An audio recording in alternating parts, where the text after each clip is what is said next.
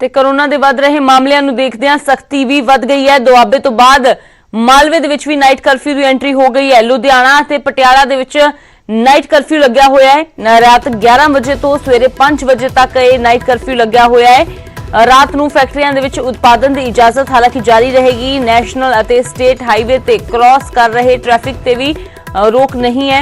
जलंधर, कपूरथला, हुशियारपुर ते नवां शहर च पहला ही करफ्यू लग चुका है ते हुण मालवे दे विच भी एंट्री हो गई है। पटियाला अते लुधियाना दे विच नाइट करफ्यू लगा दिता गया है।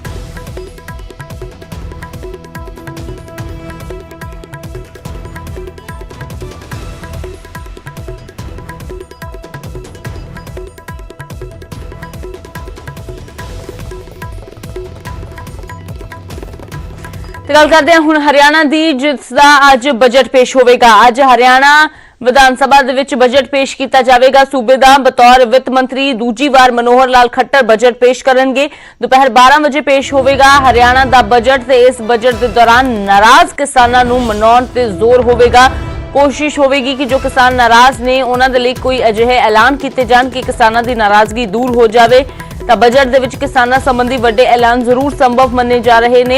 ਤਾਂ हरियाणा ਦਾ बजट जो है वो ਅੱਜ पेश होवेगा कि पिटारे ਦੇ ਵਿੱਚੋਂ ਨਿਕਲਦਾ ਹੈ ਵਿੱਤ ਮੰਤਰੀ ਦੇ ਸੂਬੇ ਦੇ ਲੋਕਾਂ ਦੇ ਲਈ, ਸੂਬੇ ਦੇ ਕਿਸਾਨਾਂ ਦੇ ਲਈ, ਨੌਜਵਾਨਾਂ ਦੇ ਲਈ ਤੇ ਮਹਿਲਾਵਾਂ ਦੇ ਲਈ। ਤਾਂ ਇਹ ਦੂਜਾ ਬਜਟ ਹੈ ਹਰਿਆਣਾ ਸਰਕਾਰ ਦਾ। ਇਸ ਦੂਜੇ ਬਜਟ ਦੇ ਵਿੱਚ ਕੀ ਕੁਝ ਜਨਤਾ ਦੇ ਲਈ ਐਲਾਨ ਹੁੰਦੇ ਨੇ, ਇਸ ਤੇ ਨਜ਼ਰ ਜੋ ਹੈ ਉਹ ਜ਼ਰੂਰ ਬਣੀ ਹੋਈ ਹੈ।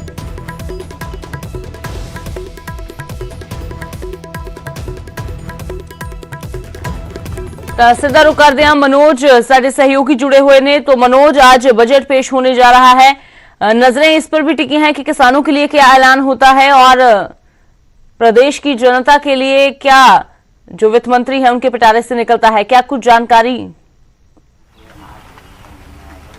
जी बिल्कुल, देखिए मुख्यमंत्री मनोहर लाल जो कि हरियाणा का वित्त मंत्रालय भी संभाल रहे हैं, तो वित्त मंत्री के तौर पर मुख्यमंत्री आज अपना लगातार दूसरा बजट पेश करेंगे। दोपहर 12 बजे आज सदन की कार्रवाई शुरू होगी और बिना क्वेश्चन आवर के सीधा बजट ही आज पेश होना है। तो हम कह सकते हैं कि 12 बजे बजट पेश हो जाएगा। और बजट की जो चुनौतियां हैं उनको हम कह सकते हैं कि 3 मुख्य बिंदु रहने वाले हैं। पहला बिंदु तो ये कि जो बढ़ता हुआ कर्ज है, इस वक्त हरियाणा के ऊपर करीब 1,98,000 करोड़ से ज्यादा का कर्ज है, जो कि 2013-14 में करीब 70,000 के आसपास था, या अगर उसमें बिजली निगमों का भी कर्ज मिला दें तो ये 98,000 करोड़ के आसपास था। तो इसको कैसे कंट्रोल किया जाए, इस पर नजर रहेगी। और 5,000 करोड़ रुपए का अतिरिक्त कर्ज सरकार ने कोविड-19 के चलते लिया था, हालांकि वो सर्वदलीय बैठक में यह फैसला हुआ था। इसके साथ साथ कोविड-19 का ही प्रभाव देखा जा रहा है, तो स्वास्थ्य सेवाओं में बजट एलोकेशन की बढ़ोतरी की उम्मीद की जा रही है और सरकार को करना ही पड़ेगा। और इसके साथ साथ जिस तरीके से कृषि कानून पास हुए हैं, किसानों की कुछ नाराजगी भी है, तो किसानों के लिए काफी कुछ सरकार ऐलान कर सकती है। लेकिन सबसे बड़ी कोशिश यही कि किस तरीके से बढ़ते हुए राजस्व घाटे को सरकार कंट्रोल करे, कैसे आय के स्रोत बढ़ाए। और जो पिछली घोषणाएं बजट में हुई थी, पहले बजट में जो मुख्यमंत्री मनोहर लाल ने घोषणाएं की थी, उनका क्या हुआ, ये तमाम चीजें देखना दिलचस्प होगा। और मुख्यमंत्री मनोहर लाल का फोकस इन्हीं पर रहने वाला है। जी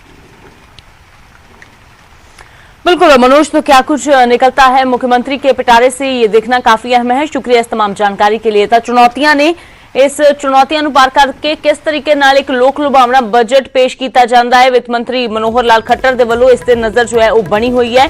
12 बजे जो है अज बजट पेश किया जाएगा हरियाणा सरकार का।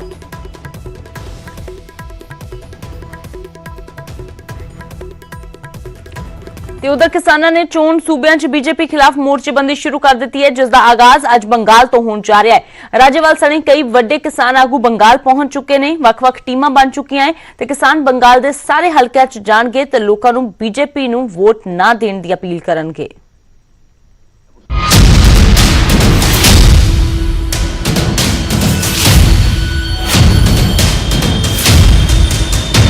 किसानों ਨੂੰ ਦਿੱਲੀ ਮੋਰਚੇ ਤੇ ਡਟੇ ਹੋਏ ਨੂੰ 100 ਤੋਂ ਵੀ ਵੱਧ ਦਿਨ ਹੋ ਚੁੱਕੇ ਨੇ। ਕਿਸਾਨਾਂ ਤੇ ਸਰਕਾਰ ਵਿਚਾਲੇ ਗੱਲਬਾਤ ਦਾ ਡੈਡਲੌਕ ਵੀ ਜਾਰੀ ਹੈ। 22 ਜਨਵਰੀ ਤੋਂ ਬਾਅਦ ਕੋਈ ਵੀ ਮੀਟਿੰਗ ਨਹੀਂ ਹੋ ਸਕੀ ਤੇ ਹੁਣ ਕਿਸਾਨ ਜਥੇਬੰਦੀਆਂ ਨੇ ਸਰਕਾਰ ਤੇ ਦਬਾਅ ਬਣਾਉਣ ਦੀ ਨਵੀਂ ਰਣਨੀਤੀ ਤਿਆਰ ਕਰ ਲਈ ਹੈ। ਜਿੱਥੇ 5 ਸੂਬਿਆਂ 'ਚ ਚੋਣ ਅਖਾੜਾ ਪੂਰੀ ਤਰ੍ਹਾਂ ਭਖਿਆ ਹੋਇਆ ਹੈ, ਉੱਥੇ ਹੁਣ ਕਿਸਾਨਾਂ ਨੇ ਵੀ ਇਸ ਅਖਾੜੇ ਦੇ ਵਿੱਚ ਕੁੱਦਣ ਤੇ ਸਰਕਾਰ ਨੂੰ ਘੇਰਨ ਦਾ ਐਲਾਨ ਕਰ ਦਿੱਤਾ ਹੈ, ਜਿਸ ਦੀ ਸ਼ੁਰੂਆਤ ਪੱਛਮੀ ਬੰਗਾਲ ਤੋਂ ਕੀਤੀ ਜਾ ਰਹੀ ਹੈ। ਕਿਸਾਨ ਆਗੂ ਬਲਬੀਰ ਰਾਜੇਵਾਲ ਨੇ ਸਾਫ਼ ਕੀਤਾ ਹੈ ਕਿ ਸ਼ੁੱਕਰਵਾਰ ਤੋਂ ਬੰਗਾਲ ਦੇ ਵਿੱਚ ਮੋਰਚਾ ਖੋਲ੍ਹਿਆ ਜਾਵੇਗਾ। ਸਾਰੇ 294 ਹਲਕਿਆਂ 'ਚ ਕਾਲੇ ਝੰਡਿਆਂ ਦੇ ਨਾਲ ਪ੍ਰਦਰਸ਼ਨ ਕੀਤਾ ਜਾਵੇਗਾ। 5 ਸਟੇਟਾਂ ਦੇ ਵਿੱਚ ਇਲੈਕਸ਼ਨ ਹੋ ਰਹੀ ਹੈ, ਉੱਥੇ ਅਸੀਂ ਟੀਮਾਂ ਬਣਾਈਆਂ, ਸਾਰੇ ਸਟੇਟਾਂ ਦੇ ਵਿੱਚ ਉਹ ਜਾ ਕੇ ਅਸੀਂ ਪ੍ਰਚਾਰ ਕਰਾਂਗੇ ਵੀ ਜਿਹਨੂੰ ਮਰਜ਼ੀ ਵੋਟ ਦਿਓ, ਸਿਰਫ ਬੀਜੇਪੀ ਨੂੰ ਸਜ਼ਾ ਦਿਓ, ਉਹਨੂੰ ਵੋਟ ਨਹੀਂ ਦੇਣੀ। ਅਸੀਂ ਕਿਸੇ ਇੱਕ ਪਾਰਟਿਕੂਲਰ ਪਾਰਟੀ ਜਾਂ ਕਿਸੇ ਪਾਰਟਿਕੂਲਰ ਕੈਂਡੀਡੇਟ ਦੀ ਹਮਾਇਤ ਨਹੀਂ ਕਰਾਂਗੇ। ਅਸੀਂ ਸਿਰਫ ਇਹ ਬੇਨਤੀ ਕਰਨ ਜਾਵਾਂਗੇ ਵੀ ਬੀਜੇਪੀ ਨੂੰ ਵੋਟ ਨਾ ਦਿੱਤੀ ਜਾਏ।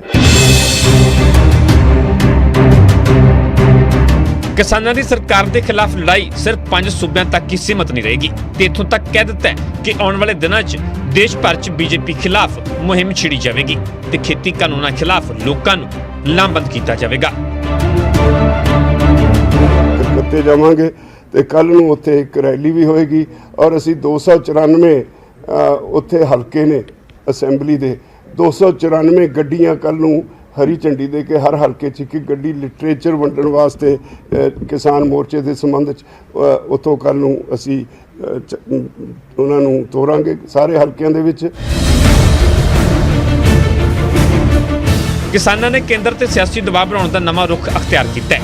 ਖੈਰ ਇਹ ਰਣਨੀਤੀ ਕਿੰਨੀ ਕੁ ਕਾਰਗਰ ਸਾਬਤ ਹੁੰਦੀ ਹੈ ਤੇ ਕਿਸਾਨੀ ਅੰਦੋਲਨ ਕਦੋਂ ਤੱਕ ਕਿਸ ਸਿੱਟੇ ਤੇ ਪਹੁੰਚ ਪਾਉਂਦਾ ਹੈ, ਇਹ ਸਵਾਲ ਅਜੇ ਬਰਕਰਾਰ ਹੈ। ਚੰਡੀਗੜ੍ਹ ਤੋਂ ਮਨੋਜ ਰਾਠੀ, ਨਿਊਜ਼ 18 ਪੰਜਾਬ। ਤੇ ਗੱਲ ਕਰਦੇ ਹਾਂ ਰਵਨੀਤ ਬਿੱਟੂ ਦੀ। ਲੋਕ ਸਭਾ 'ਚ ਕਾਂਗਰਸ